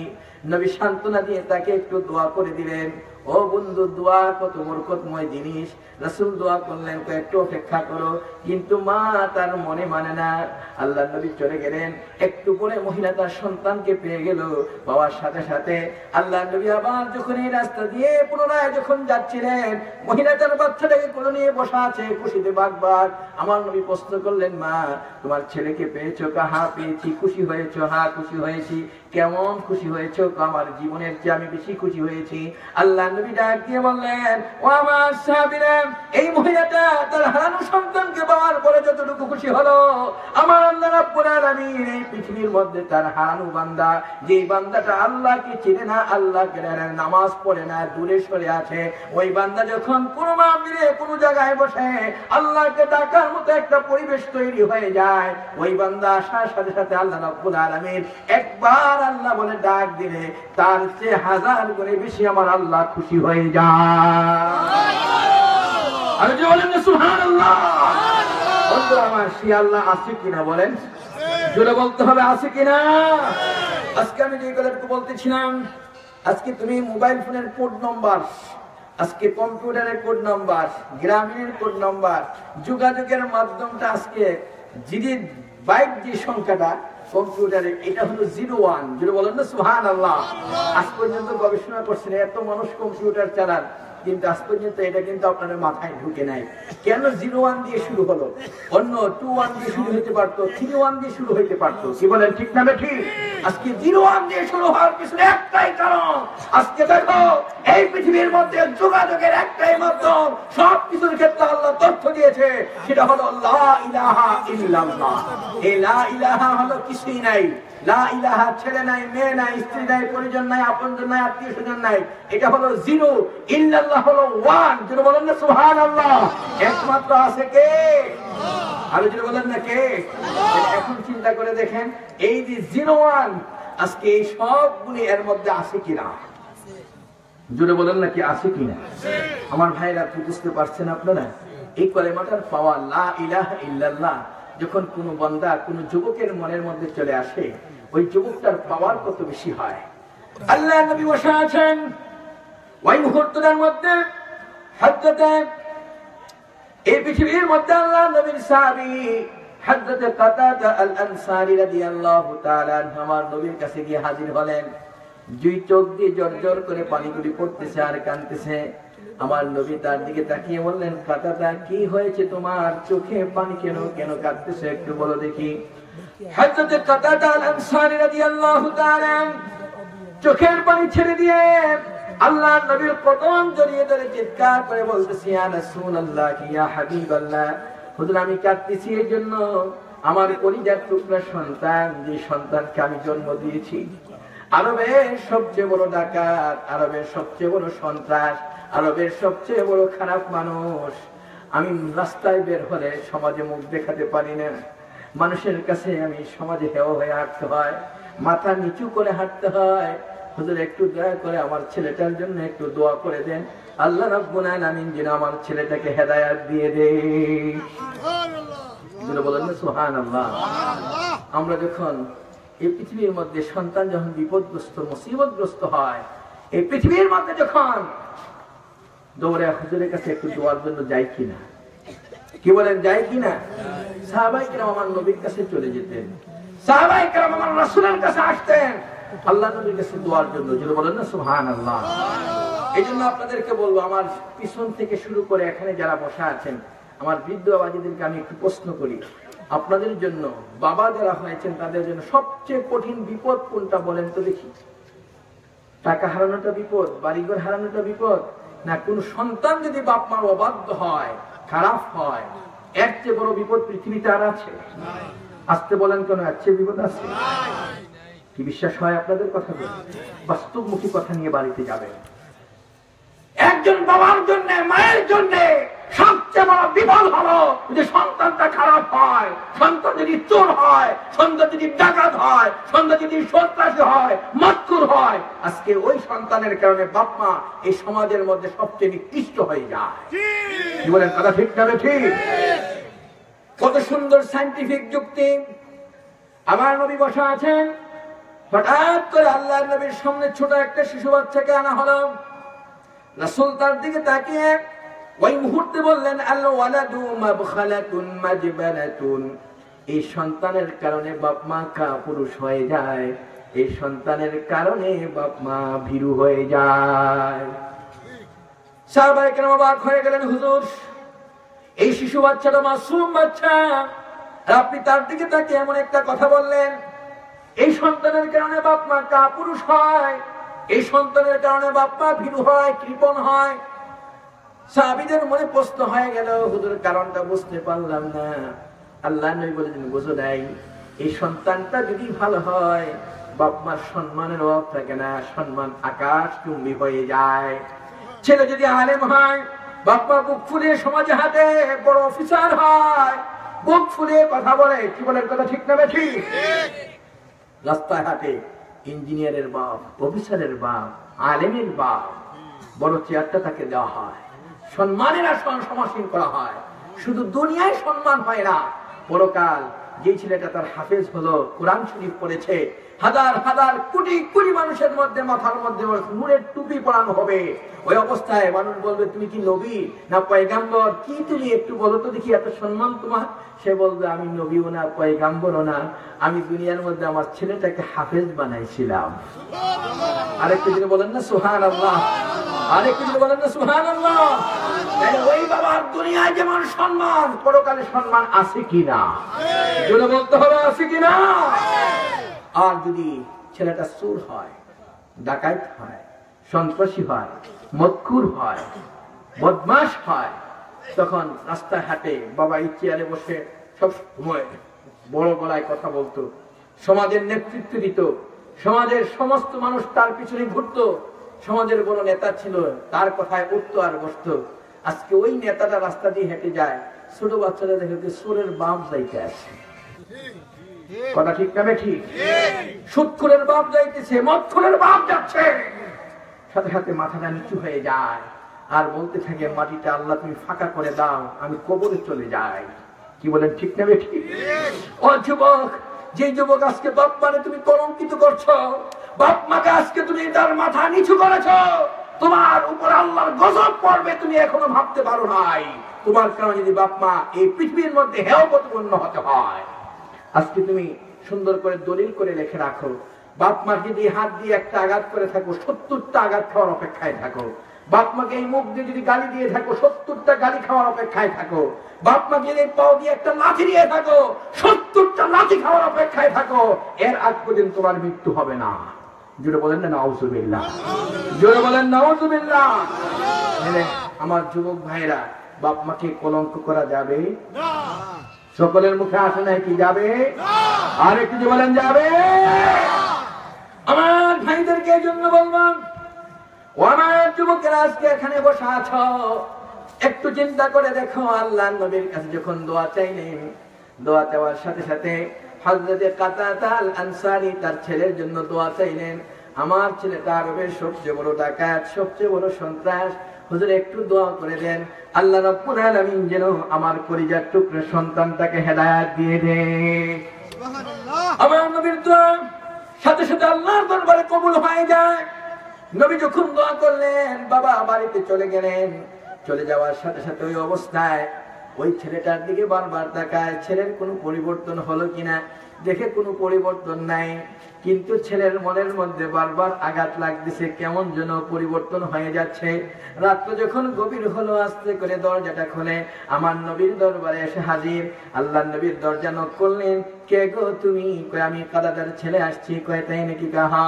দরজা খুলে দিয়ে আমার নবীর দিকে যখন একবার নজর করলেন, নজর করার সাথে সাথে অবস্থার মধ্যে সঙ্গে সঙ্গে আল্লাহর হাবিব তার দিকে তাকালেন। যুবকটা চিৎকার মেরে আমার নবীর কদম জড়িয়ে ধরে বলেন, হুজুর আমি ভুল করেছি, অন্যায় করেছি, তাড়াতাড়ি করে আমাকে পড়ায়া দেন লা ইলাহা ইল্লাল্লাহু মুহাম্মাদুর রাসূলুল্লাহ। যিনি বলেন না সুবহানাল্লাহ, আরেকটু যিনি বলেন না সুবহানাল্লাহ। বন্ধুরা আমার, আল্লাহর নবী যখন ওই মুহূর্তটার মধ্যে দোয়া করলেন, ছেলে যখন মুসলমান হয়ে গেল, মুসলমান হওয়ার সাথে সাথে আমার নবীর কাছ থেকে বাড়িতে চলে গেলেন। আল্লাহ নবীর কাছ থেকে বাড়িতে যাওয়ার সাথে সাথে পরিস্থিতিটা এমন হলো, সকাল হলো, প্রত্যেক দিন সকালবেলা উঠে ডাকাতি করতে যায়, সন্ত্রাসী করতে যায়, খারাপ কাজ করতে যায়। আজকে ওই যুবকটা তার মনের মধ্যে চিন্তা, আজকে আমি খারাপ কাজ করতে যাব, আমি তো আর আগের মানুষ না, আমি তো মুসলমান। প্রত্যেক দিনের মধ্যে ঘুম থেকে উঠে আগের জায়গায় গিয়ে দাঁড়িয়ে আছে, এরকম একটা মাঠের কোনায় দাঁড়ানো। এই কোনায় দাঁড়ানো অবস্থায় এরকম দাঁড়িয়ে দাঁড়িয়ে দেখতেছে মানুষ প্রত্যেকদিন এদিক দিয়ে যায়, তাদের উপর আক্রমণ করে। আজকে ওই যুবকটা কাউকে কিছু বলে না, সুন্দর করে দাঁড়িয়ে আছে। ওই মাঠের উপর দিয়ে চাটিয়াল ভূমি দিয়ে এর উপর দিয়ে একটা সুন্দরী রূপসী মেয়ে যাইতেছিল। ওই মেয়েটা যখন মাঠের মাঝখানে গিয়ে দেখতে পেল ওই কোনায় একজন সুঠাম দেহের যুবক দাঁড়ানো আছে, ওই যুবকটার দিকে তাকিয়ে ওই মেয়েটা ওই মুহূর্তে সঙ্গে সঙ্গে এক পা আগায় আর এক পায়ে পিছায়, এক পা আগায় আর এক পায়ে পিছায়। এমন পরিস্থিতি হলো যুবক অবাক হয়ে গেল, মেয়েটা এরকম করতেছে কারণটা কি?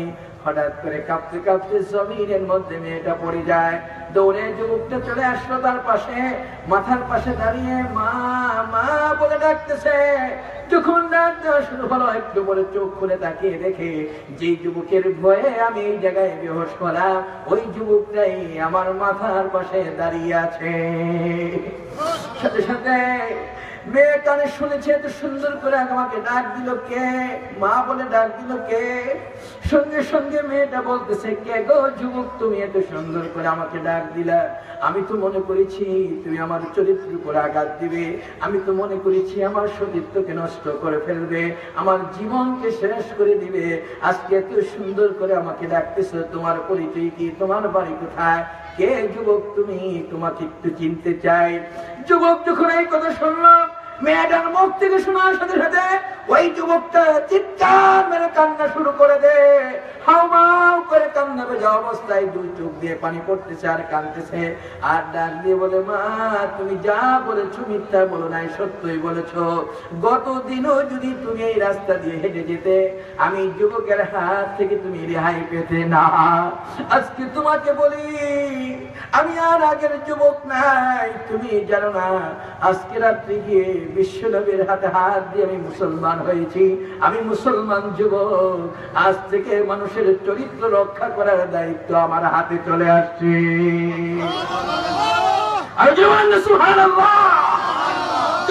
মুহূর্তের মধ্যে মেয়েটার দিকে তাকাইয়া সুন্দর করে ডাক দিয়ে বলতেছে, মা তোমার কোনো চিন্তা নাই, ভাবনা নাই, আল্লাহকে সাক্ষী রেখে আমি আজকে তোমাকে বলি, লা ইয়াখাফুনা ইল্লাল্লাহ, এই জমিনের মধ্যে আল্লাহর ভয় ছাড়া কোন মানুষের ভয় থাকবে না। জোরে বলেন না সুবহানাল্লাহ। মুসলমান হওয়ার সাথে সাথে একজন যুবকের পরিবর্তনটা যদি এমন হতে পারে, আজকে আমার এই সমাজের এই কুশারের যুবকেরা আজকে এরকম একটা প্রতিজ্ঞাবদ্ধ আমরা হইতে পারি কিনা? যেটা বলেন পারি কিনা? এই সমাজের মধ্যে কখনো যাত্রা গান থিয়েটার কোন কিছু হতে দেওয়া যাবে না। আজকে আমি মুসলমান, আমি মুসলমান, আমি মুসলমান। আজকে এই সমাজ যদি এরকম একটা জিনিসই থাকে মনের মধ্যে যে আমি মুসলমান, আল্লাহর ভয়টা তোমার ভিতরে যদি তৈরি হয়ে যায়, ওই যুবকটার দ্বারা কখনো খারাপ কাজ হতে পারে না। চুরি করতে পারে না, ডাকাতি করতে পারে না, সন্ত্রাসী করতে পারে না, খারাপ কিছু করার সুযোগ নাই। কি বলেন কথা ঠিক না ঠিক? আর যদি বলেন ঠিক কিনা? একটা সম্পদ তুমি অর্জন করো আজকে, সেই সম্পদটা হলো আল্লাহর ভয়। কার ভয়? জোরে বলেন না, কার ভয়? আমরা সেই ভয়টা অর্জন করতে কি রাজি আছি? কে কে রাজি আছে একটু হাত উঁচু করে দেখান দেখি।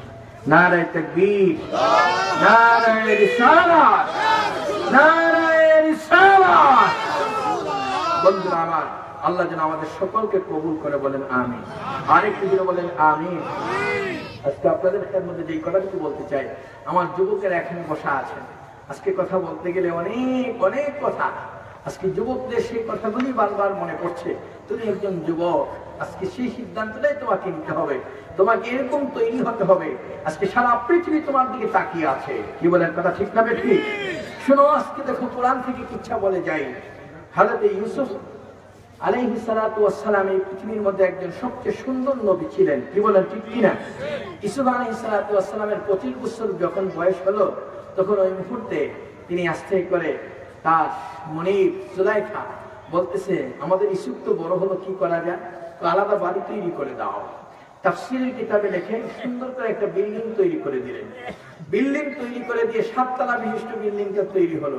17 তলার মধ্যে সুন্দর করে কারুকার্য করা হলো, আর্টিস্ট করা হলো, বিভিন্ন ধরনের ছবি আঁকা হলো, শিল্পীদের দ্বারা কারুকার্য করা হলো, ল্যাংটা ছবি সেখানে সেট করা হলো। তখন সব বিল্ডিংটা তৈরি করে ইউসুফকে জুলাইখা হাত ধরে নিয়ে যাচ্ছে, উপরের দিকে উঠতেছে, আরেকটা বড় করে তালা লাগাইতেছে, আর উপরের দিকে যায় আরেকটা তালা লাগায়, উপরের দিকে যায় আরেকটা তালা লাগায়, 7 তলা পর্যন্ত 7টা তালা লাগিয়ে শেষ পর্যন্ত ইউসুফকে বলে এদিকে আসো, এই যে লেখটা ছবিটা দেখা যায় বলো তো দেখি কেমন লাগে? কয় নাউজুবিল্লাহ।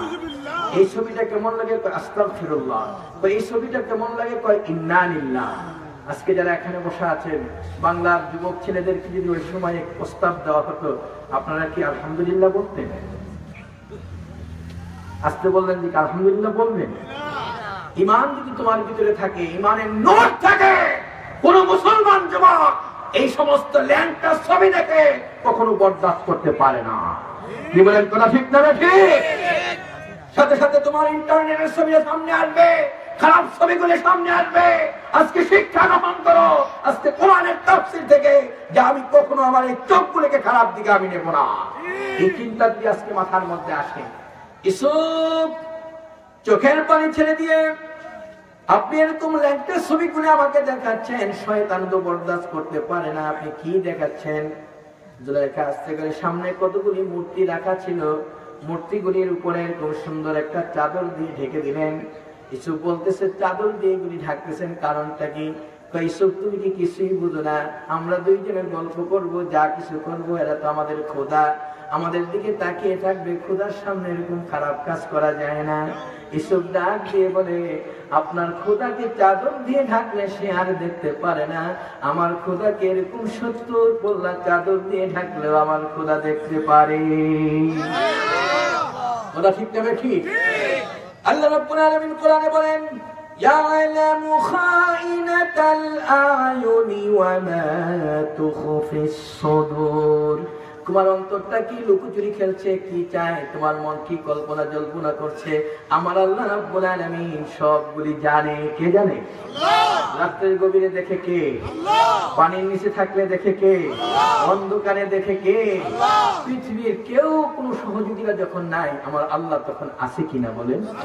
আমার সবচেয়ে কাছের বন্ধু হলো কে? জোরে বলেন না ভাই, কে? এর চেয়ে প্রিয় বন্ধু পৃথিবীতে আর কেউ নাই আমার আল্লাহর মতো। কি বলেন? ঠিক না ঠিক?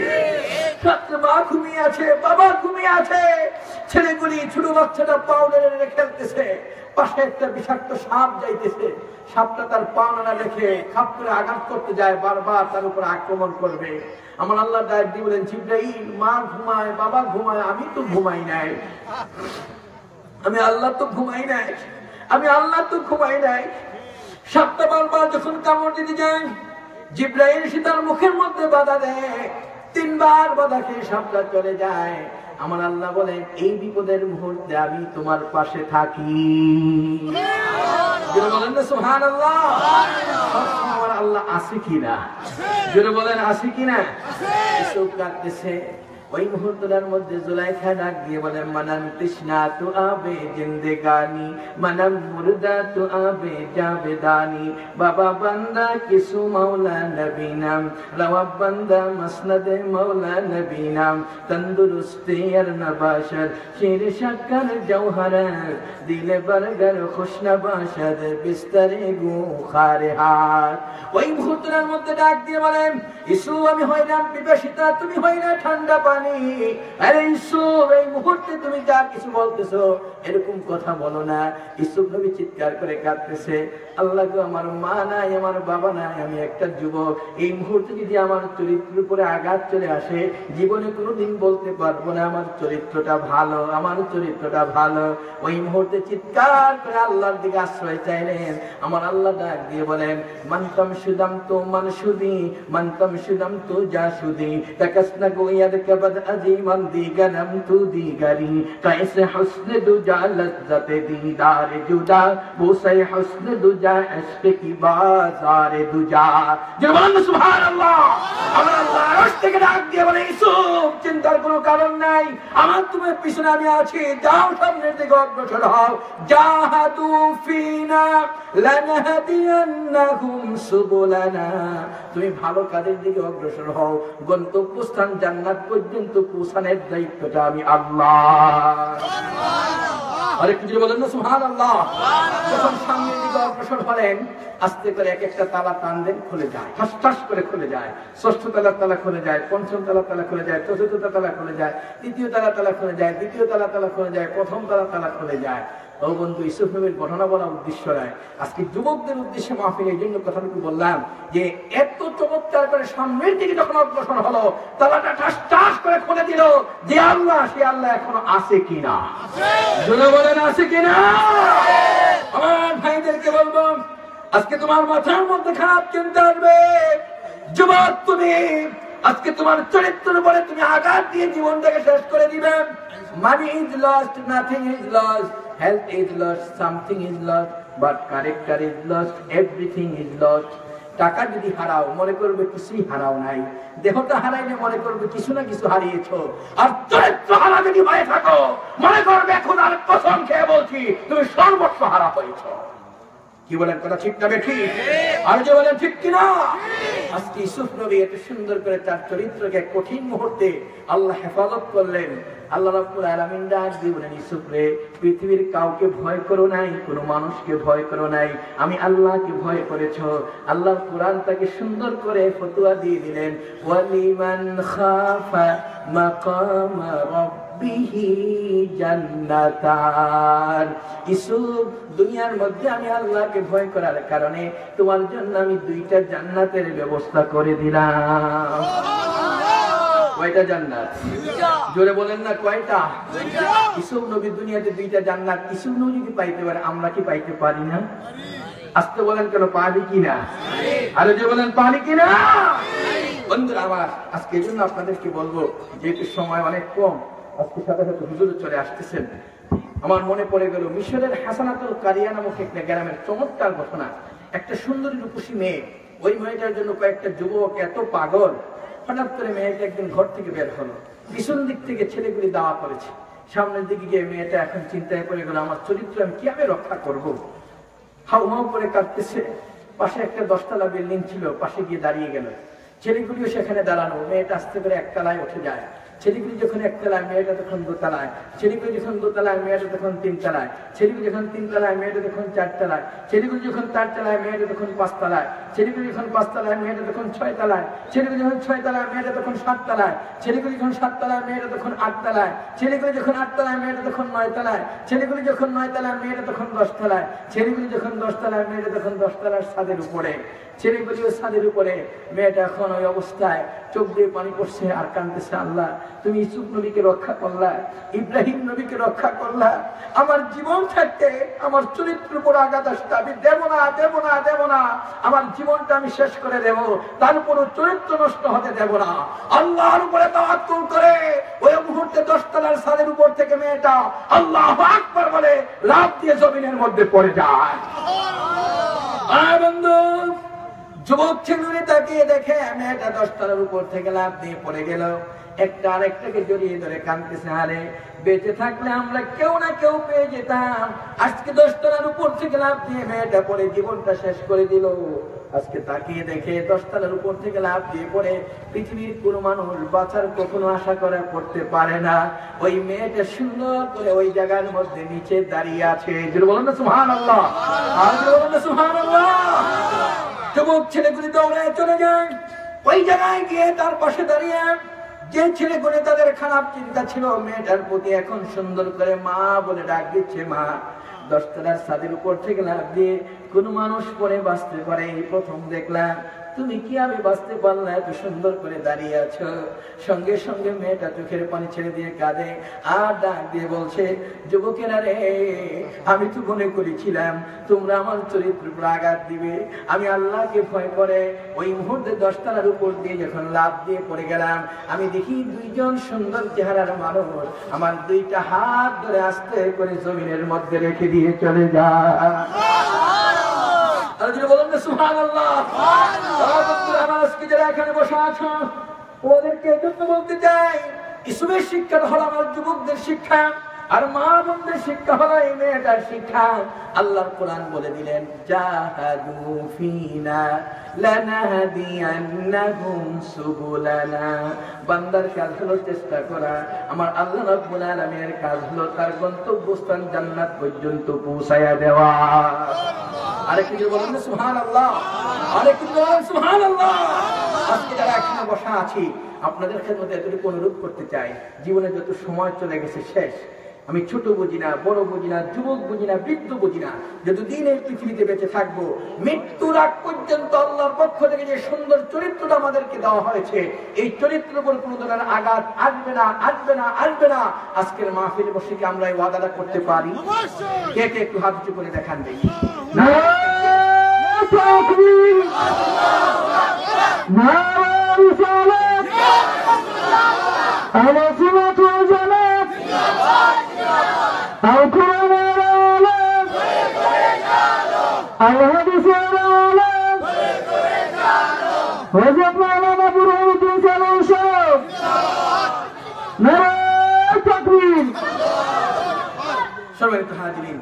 আজকে আপনাদের খেদমতে এই ওয়াদাটা নিয়েছি আল্লাহর পক্ষ থেকে।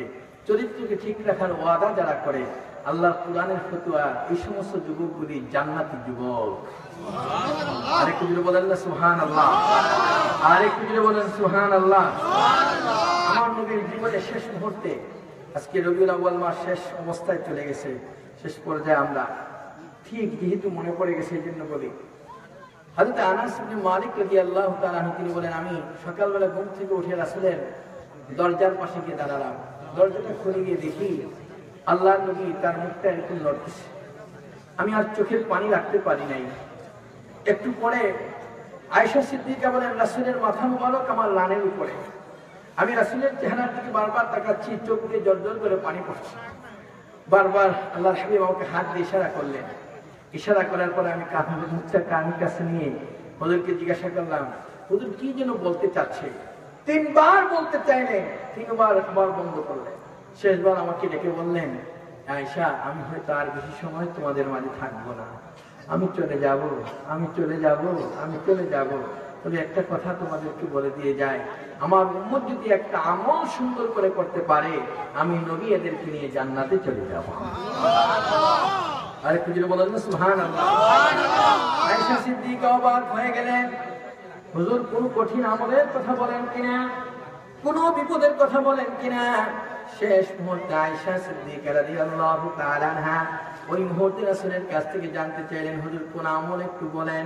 আমার নবী ওই মুহূর্তে বলেন, আয়েশা, আমার উম্মতকে সেটা জানাইয়া দিও, আমার জীবনের শেষ কথা, শেষ ওসিয়ত হলো আসসালাত, আসসালাত, আসসালাতু ওয়া মা মালাকাত আইমানুকুম। আমি নবী চলে যাচ্ছি, তোমাদের কাছে রেখে গেলাম নামাজ, নামাজ, নামাজ। বলেন না সুবহানাল্লাহ, আরেকটু বলেন না সুবহানাল্লাহ। আমার ভাইরা, আজকে যারা এখানে বসা আছেন, আমি ছোট বুঝি না, বড় বুঝি না, অনেকের নামাজ জীবনে অনেক কাজা হয়েছে, সব ভুলে গিয়ে আজকে থেকে নতুন জীবন শুরু করে, যে আমার জীবনে কোনোদিন আমাদের নামাজ কখনো রক্ত থাকা অবস্থায়, শরীরে এক ফোঁটা রক্ত থাকবে, কোনোদিন নামাজ কাজা করবো না, করবো না। আজকে ওয়াদাটা কি করতে পারি? কে কে একটু হাত করে দেখান। নারায়ে তাকবীর, নারায়ে রিসালাত, নারায়ে রিসালাত। বন্ধুরা আমার, দুইটা ওয়াদা আপনাদের কাছ থেকে নিলাম। আমার ভাইদেরকে এতটুকু বুক ফুলিয়ে বলে দিতে চাই, জীবনে অনেক ওয়াজ শুনছেন, আজকে এই দুইটা ওয়াজ আপনাদের মাথার মধ্যে, দিলের মধ্যে রাখতে কি রাজি আছেন? কি সকলে রাজি আছেন? ওয়াদা করছেন কার কাছে? যদি বলেন না কার কাছে? ওয়াদার খেলাফকারী তাকে কি বলা হয়? মুনাফিক। কি বলা হয়? মুনাফিকের শাস্তি হলো ইন্নাল মুনাফিকিনা ফি দারকিল আসফালি মিনান নার। জাহান্নামীদেরকে যে জ্বালানো হবে, পুজ রক্ত যে ড্রেন দিয়ে যাবে, এই ড্রেনের নিচে যাদের স্থান হবে তারা হলো মুনাফিক। আপনারা কি ওই জায়গায় থাকতে রাজি আছেন? ওয়াদার খেলাফ করে যারা বন্ধ করে, ভঙ্গ করে, তারা হলো মুনাফিক। বন্ধুরা আমার, আজকে দুইটা কথা এই জন্য বললাম, কাল হাসরের ময়দানে দেখা হয় দুইটা নিয়ে, আজকে কোরআন থেকে ফতোয়া দিয়ে যায়। এই দুইটা আমল যদি কারো ঠিক হয়ে যায়, ওই যুবকটা বুক ফুলিয়ে এই পৃথিবীর মধ্যে বলতে পারবে, আমি একজন জান্নাতি মানুষ। জুড়ে বলেন না আলহামদুলিল্লাহ। আর একটু জুড়ে বলেন আলহামদুলিল্লাহ। আমরা সকলেই দুইটা আমল নিয়ে বেঁচে থাকতে রাজি আছি, কি সকলে রাজি আছি? আল্লাহ যেন কবুল করে, বলেন আমিন। আর একটু জুড়ে বলেন আমিন। মহব্বতে সকলে একটু জিকির করেন লা ইলাহা ইল্লাল্লাহ, লা ইলাহা ইল্লাল্লাহ, লা ইলাহা ইল্লাল্লাহ, লা ইলাহা ইল্লাল্লাহ, লা ইলাহা ইল্লাল্লাহ, লা ইলাহা ইল্লাল্লাহ, লা ইলাহা ইল্লাল্লাহ মুহাম্মাদুর রাসূলুল্লাহ সাল্লাল্লাহু আলাইহি ওয়াসাল্লাম। আল্লাহুম্মা সাল্লি ওয়া সাল্লিম ওয়া বারিক আলাইহি। সম্মানিত হাজিরিন, আমি আর অন্যদিকে না গিয়ে আজকে আপনাদের সামনে একটি কথা হলো আমার যুবক ভাইদের উদ্দেশ্যে। কি আপনারা রাগ করছেন? আজকে কোরআন থেকে আপনাদেরকে ফতোয়া দেই। আল্লাহর কোরআন বলেন, আল্লাহ যেন আমাদের সকলকে কবুল করে, বলেন আমিন। আমি আপনাদের কাছে গত বছর এসেছিলাম, এবারও এসেছি, দোয়া চাই। আমি অসুস্থ মানুষ, আপনারা সকলে দোয়া করবেন। হুজুরের কাছে দোয়া চাচ্ছি, আল্লাহ যেন আমাদের সকলকে মঙ্গলময় করেন, বলেন আমিন। সকলে একটু প্রাণ করে দোয়া, আল্লাহুম্মা আমিন। ربنا ظلمنا أنفسنا وإن لم تغفر لنا وترحمنا لنكونن من الخاسرين رب العالمين পরওয়ারদিগার বেনিয়াত খোদা দয়াময় প্রেমময় প্রভু, দীর্ঘদিন পর্যন্ত যে মাহফিলের ইন্তজাম হলো, তাসবিহ তাহলিল জিকির আজকার দুরুদ সালাম মিলাদ ও কিয়াম, সমস্ত দোয়ার হাদিয়া সোনার মদিনায় পৌঁছিয়ে দাও। আম্বিয়া আলাইহিস সালাতু ওয়াস সালাম, সাহাবায়ে কেরাম, তাবিঈন, আউলিয়া কিবার, বুজুর্গানে দ্বীন, খাস করে এই পূর্ণভূমি সিলেটের জমিনে যত আব্দাল গাউস কুতুব শুয়ে আছে, আল্লাহ আমাদের প্রাণ প্রিয় মুর্শিদ আল্লাহ শামসুল উলামা, আল্লাহ আমাদের ফুলতুলি হুজুর কেবলা রাহমাতুল্লাহ আলাইহির রূহ মুবারকে পৌঁছিয়ে দাও। সারসিনার জমিনে তোমার ওলিরা শুয়ে আছেন, তাদের রূহ মুবারকে পৌঁছিয়ে দাও। আল্লাহ খাস করে আজকে যারা এখানে হাত বাড়ালো, জানি না কার কলিজার মধ্যে মারা আগুন দাউ দাউ করে জ্বলতেছে, কার কলিজার মধ্যে বাবার আগুন দাউ দাউ করে জ্বলতেছে। আয় আল্লাহ, দুনিয়ার সন্তান বিপদে পড়লে বাবা দৌড়াইয়া যায়, মা দৌড়াইয়া যায়, মা বাবা বিপদে পড়লে ছেলে মেয়েরা যায়। আল্লাহ, এই পৃথিবীর মধ্যে জানি না কার বাবার কবরে জানি জাহান্নামের আগুন দাউ দাউ করে জ্বলে রে আল্লাহ, দয়া করে সকলের আব্বা আম্মার কবরটাকে জান্নাতের টুকরা বানায়া দাও। আল্লাহ, জীবন ভর গুনাহ করেছি, পাহাড় পরিমাণ গুনাহ নিয়ে হাত বাড়ালাম, আমাদের জিন্দেগীর গুনাহগুলি তুমি মাফ করে দাও। আল্লাহ, আমাদের উপরে খাস রহমত আর বরকত নাযিল করে দাও। আসমানি বালা, জমিনি বালা, হাওয়াই বালা, জিসমানি বালা, মুসিবত থেকে আমাদের সকলকে হেফাজত করো। আল্লাহ, খাস করে আমার কলিজার টুকরা যুবকদেরকে তুমি কবুল করে নাও। আল্লাহ, যারা কষ্ট করে এই মাহফিলকে সাজালো, এই জান্নাতের বাগানকে সাজিয়েছে, আল্লাহ তাদের কোনো আল্লাহ জান্নাতের বাগান তুমি সাজায়া দাও। আল্লাহ, প্রবাসী যারা আছে সকলকে তুমি কবুল করে নাও। এলাকার মধ্যে খাস রহমত আর বরকত নাযিল করে দাও। এই মাহফিলকে জরিয়া করে এলাকার সমস্ত কবরবাসীদের আযাব বন্ধ করে দাও। রব্বুল আলামিন, যারা এখানে বসে আছে অনেকে অসুস্থ বিমারী, আল্লাহ তুমি সুস্থ করে দাও। আল্লাহ, আমার একটি ভাগিনা অসুস্থ, আল্লাহ তুমি সুস্থ করে দাও। আল্লাহ, এই মানুষগুলিকে তোমার হাতে ছেড়ে দিয়ে গেলাম, তোমার মনির দরবার থেকে এসেছি, কাউকে খালি হাতে ফেরত দিও না আল্লাহ, কাউকে খালি হাতে ফেরত দিও না আল্লাহ। এই যুবকগুলি ওয়াদা করেছে নামাজ পড়বে, ওয়াদা করেছে চরিত্রকে ঠিক রাখবে, কোরআন দিয়ে ফতোয়া দিয়েছি এরা জান্নাতি, বাস্তব বানায় সকলকে জান্নাতি বানায়া দাও, জান্নাতি বানায়া দাও, জান্নাতি বানায়া দাও, জান্নাতি বানায়া দাও। আল্লাহ, আমাদের মাঝে ফুলতুল হুজুর কেবলা সাহেব যারা এসেছেন, আল্লাহ হুজুরের নেক হায়াত দারাজ করে দাও, ওলিদের নেক তাওয়াজ্জুহ দিয়ে আমাদের মুর্দাদেরকে জিন্দা করে দাও। এখন আমার পাশে অনেক আলেম ওলামারা বসে আছেন, আল্লাহ সকলকে তুমি কবুল করো। এখানে আসার পরে যুবকগুলি পাগলের মতো, পঙ্গলের মতো কত মায়া, কত মহাব্বত দিয়ে আমাদেরকে ভালোবেসেছে। আল্লাহ, এই যুবকদেরকে কি দিয়ে যাবো আল্লাহ, আমাদের মনে কিছুই নেই। আল্লাহ তোমার ওলির দরবার থেকে এসেছি আল্লাহ, আল্লাহ সবাইকে ওলি বানায় দাও আল্লাহ, আল্লাহ ওলি বানায় দাও আল্লাহ, ফুলতুল হুজুরের মতো ওলি বানায় দাও, বদরপুর হুজুরের মতো ওলি বানায় দাও, শশিনার হুজুরের মতো ওলি বানায় দাও আল্লাহ। এই মাহফিলকে কিয়ামত পর্যন্ত সুন্নত তরিকার উপর কায়েমাত দায়েম রাখো আল্লাহ। মরে যাব কোনো আফসোস নাই। রাস্তাঘাটে ঈমান হারা বেঈমান করে তুমি আমাদেরকে মাইরো না। যেই মরণের জানাজা নাই, কাফন নাই, দাফন নাই, রাস্তায় পড়ে থাকে, এমন মরণ থেকে তোমার কাছে আশ্রয় চাই মাবুদ। যেদিন মৃত্যুর কোলে ঢলে পড়ব, পাশে দাঁড়িয়ে ছেলে গুনে আব্বু আব্বু বলে ডাকবে, ওই দিন তোমার বন্ধুকে সামনে হাজির রেখে আমাদের জবানে জারি করে দিও মধুমাখা তাওহীদের বাণী লা ইলাহা ইল্লাল্লাহু মুহাম্মাদুর রাসূলুল্লাহ। আপনার আমার সিলেট টু লন্ডন সাবস্ক্রাইব করতে ভুলবা না, আর ঘন্টি তো অবশ্যই অন করতে ভুলবা না। নতুন নতুন ভিডিও দেখার লাগি ধন্যবাদ।